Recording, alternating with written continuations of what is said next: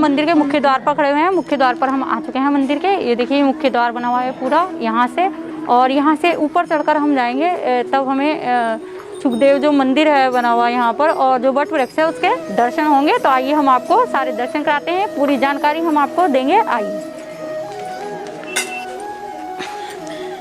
तो देखिए दोस्तों, हम जो है यहाँ पर मंदिर के प्रांगण में ही खड़े हुए हैं और बहुत ही रमणीक स्थान है। आते ही मन को बहुत शांति मिलती है, बहुत ही अच्छा लग रहा है यहाँ पर। तो जो यहाँ पर आचार्य जी हैं वो हमारे साथ ही हैं, जो हमें यहाँ की अधिक से अधिक जानकारी देंगे और हम उस जानकारी से आपको भी अवगत कराएंगे।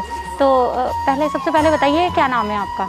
मेरा नाम आशीष माधव शास्त्री, भागवत कथा प्रवक्ता हूँ जी। तो ये इस स्थान के बारे में बताइए हमें कुछ। जैसे मथुरा कृष्ण की जन्मभूमि है और अयोध्या राम की जन्मभूमि है, ठीक इसी प्रकार से ये भूमि भागवत की जन्मभूमि है। भागवत की जन्मभूमि। इसी स्थान से सबसे पहले श्री सुखदेव जी महाराज के मुखारविंद के द्वारा राजर्षि परीक्षित को 7 दिन तक भागवत कथा सुनाई गई थी। यही पावन बटवृक्ष है जो उस भागवत का प्रत्यक्षदर्शी है। इस बटवृक्ष की अवस्था लगभग 5500 वर्ष की मानी जाती है, जो श्री सुखदेव जी महाराज का आगमन हुआ और इसी पावन बटवृक्ष की छत्र छाया में बैठ करके उन्होंने राजर्षि परीक्षित को 7 दिन तक भागवत कथा सुनाई थी। ऐसा भागवत कथा में वृत्तांत आता है जी। राजर्षि परीक्षित जो है अभिमन्यु के पुत्र हैं जी और अर्जुन के पौत्र हैं जी। जब 5 पांडवों ने स्वर्गारोहण किया तो राजर्षि परीक्षित को राज सिंहासन पर बिठा करके गए थे जी। अवस्था छोटी थी। राजर्षि परीक्षित ने प्रश्न किया, भगवान अवस्था बहुत छोटी है, मैं कैसे इस राज्य का निर्वहन करूंगा जी। उन्होंने कहा मंत्रिमंडल है, इससे आप विचार परामर्श करना जी। तो राजर्षि परीक्षित एक बार अपने राज्य के बाहर गए जनता को देखने के लिए जी। तो उन्होंने देखा कि सभी लोग प्रसन्न हैं, लेकिन मेरे इस राज्य में कलयुग का आगमन हो गया है जी। तो उन्होंने कलयुग को 5 रहने के लिए स्थान भी दिए थे जिसमें द्यूतम पानम स्त्रीहा सूना यत्र धर्मास चतुर्विधा, जिसमें द्यूतम जहाँ जुआ खेला जाता हो, मदिरापान की जाती हो, जहाँ स्त्रियों का सम्मान ना हो, जीव हिंसा हो, 4 स्थान और 5वां स्थान दिया था जो अनीति से कमाया हुआ धन है। अच्छा, अनीति से कमाया हुआ धन जी। तो इन 5 स्थानों पर कलयुग को स्थान मिल गया। जब राजर्षि परीक्षित वापस आए अपने राज्य में, राजकोष खोल के देखा एक बड़ा ही सुंदर मणि जड़ित मुकुट था वहाँ पे।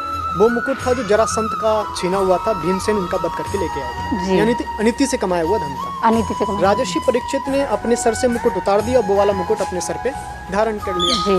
उसी समय राजर्षि परीक्षित के उस मुकुट के माध्यम से कलयुग प्रवेश कर गया जी। बुद्धि भ्रमित हो गई। पहली बार जीवन में विचार आया कि मुझे शिकार खेलना चाहिए। प्रातः काल होते ही शिकार खेलने के लिए चले गए, पर उनके पुण्यों का प्रताप था, उन्हें कोई भी जीव नहीं मिला और इस कारण से उनके द्वारा कोई जीव हिंसा नहीं हुई जी। लेकिन संध्या काल हो गई, थक गए, हार गए, भूख प्यास लगने लगी, रास्ता भी भ्रमित हो गए। तो जल की तलाश में जंगल के मध्य गए तो देखा एक शमिक ऋषि बैठे हुए हैं जो समाधिस्थ हैं। राजर्षि परीक्षित ने उसी अवस्था में उनसे पानी की याचना करी कि मुझे प्यास लगी हुई, यहाँ पानी दो। लेकिन वो जो कि समाधि में थे सुन नहीं पाए। राजर्षि परीक्षित के मस्तक पर कलयुग का प्रभाव था। विचार आया कि ये ऋषि मेरा अपमान कर रहे हैं जी। तो क्रोध में आकर के पास में एक मरा हुआ सर्प था, उन्होंने मरा हुआ सर्प लिया और उस ऋषि के गले में डाल दिया, अपमानित करके अपने राज्य में वापस आ गए। यह वृत्तांत उनके पुत्र सिंह ऋषि को पता चला जो कौशिकी नदी में स्नान कर रहे थे। इतना क्रोध आया, उस कौशिकी नदी का जल लिया और राजर्षि परीक्षित को शाप दे दिया कि जिस किसी ने मेरे पिताजी का अपमान किया है, तक्षक नाग के ढसने से उसकी 7वें दिन मृत्यु हो जाएगी जी। ये शाप दिया। ये बात जब अपने पिताश्री को बताई तो उन्होंने बहुत पश्चाताप किया कि वो तो राजा हैं और बहुत धर्मनिष्ठ राजा हैं जी, जिसके प्रताप से हम निर्भय होकर के जंगल में तपस्या कर रहे हैं। जाओ, अब बाग वर्ज छोड़ दिया है, वापस नहीं आ सकता, उनको संदेशा दे दो कि आपके 7 दिन बाद मृत्यु हो जाएगी जी। जब ये बात राजर्षि परीक्षित को पता चली कि एक संत के द्वारा मुझे शाप मिल गया है, 7 दिन बाद मेरी मृत्यु हो जाएगी, तो उन्होंने अपने राज सिंहासन पर अपने बड़े पुत्र जन्मेजय को बैठा दिया। जन्मेजय जिन्होंने ये नाग यज्ञ किया है बाद में। जी जी, बाद में जो नाग यज्ञ हुआ है, वो उनके ज्येष्ठ पुत्र थे, 4 पुत्र थे, जिसमें सबसे बड़े पुत्र जन्मेजय थे जी। तो हस्तिनापुर से राजर्षि परीक्षित इसी पावन भूमि पे आए। 7 दिन का उनके पास समय था। 88,000 ऋषिगण यहाँ पर विद्यमान थे। 88,000 सभी से पूछा जिसकी मृत्यु निकट हो उसे क्या करना चाहिए, लेकिन कोई ऋषि समीचीन उत्तर नहीं दे पाया। तभी विचरण करते हुए श्री सुखदेव जी महाराज का आगमन हुआ जी। सुखदेव जी महाराज से पूछा, महाराज जिसकी मृत्यु निकट हो उसे क्या करना चाहिए।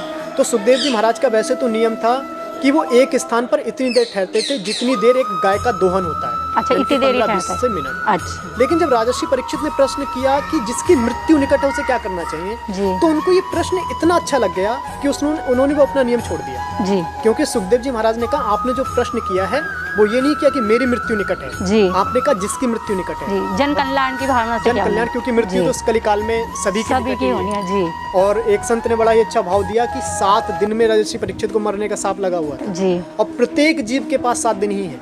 अच्छा रविवार से लेकर शनिवार तक 7 ही दिन होते हैं। इसी में अच्छा। सबको मरना है, इसी में सबको जीना जन्म है। लेना जी है। यानी कि सर्व कल्याणार्थ का उनका प्रश्न था। जी सुखदेव जी प्रसन्न हुए और उनको 7 दिन तक भागवत कथा इसी पावन बटवृक्ष के नीचे सुनाई। जी हमारी सनातन संस्कृति में ऐसी मान्यता है जिसकी अकाल मृत्यु हो जाती है जी उसकी सदगति के लिए उपाय करने पड़ते हैं। गया में पिंडदान करना पड़ता है और जी, भी बहुत जी। से उपाय हैं। जी तो सर्वश्रेष्ठ उपाय बतलाया गया है, जी वो श्रीमद् भागवत कथा था।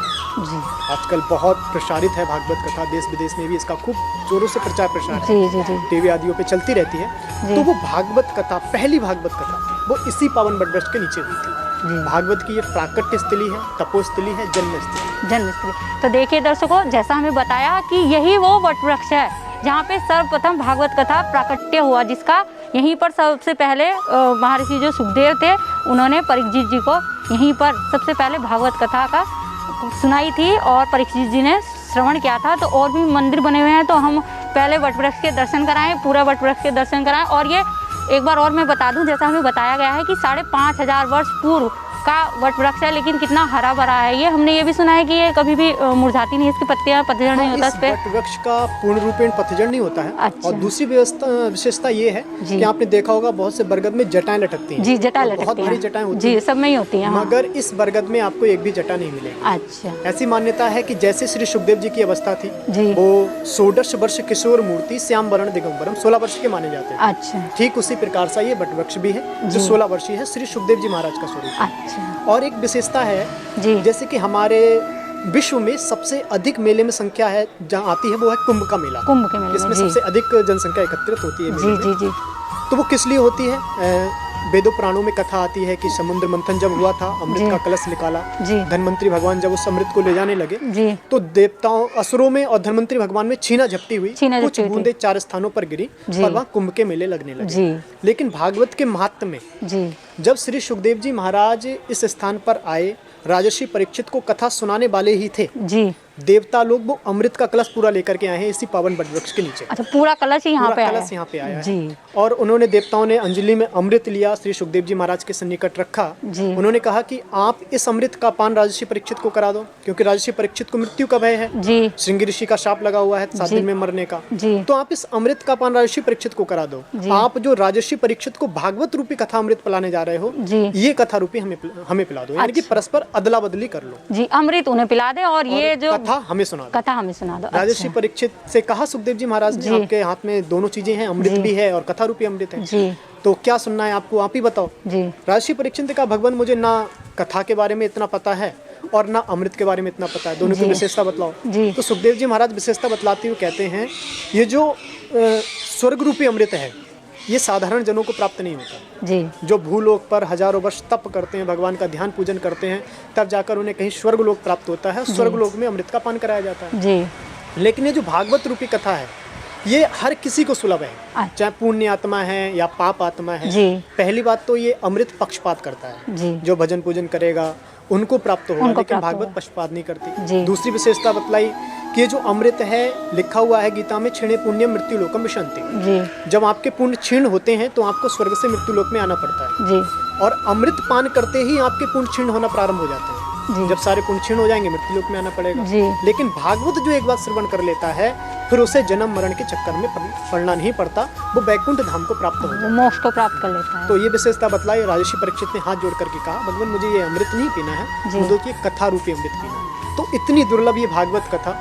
जी जो देवताओं के लिए भी सुलभ नहीं हुई, जी उस भागवत कथा का प्राकट्य इसी स्थान से हुआ है, इसी बटवृक्ष की छत्र छाया में। जी तो देखिए इतना पवित्र स्थान है आज जहाँ के हम आपको दर्शन करा रहे हैं। तो इसमें ऊपर जो मेन मंदिर बना है उसके भी दर्शन कराएंगे, वटवृक्ष के दर्शन हमने आपको कराए हैं। तो आइए दोस्तों हम आपको ऊपर मंदिर में लिए चलते हैं।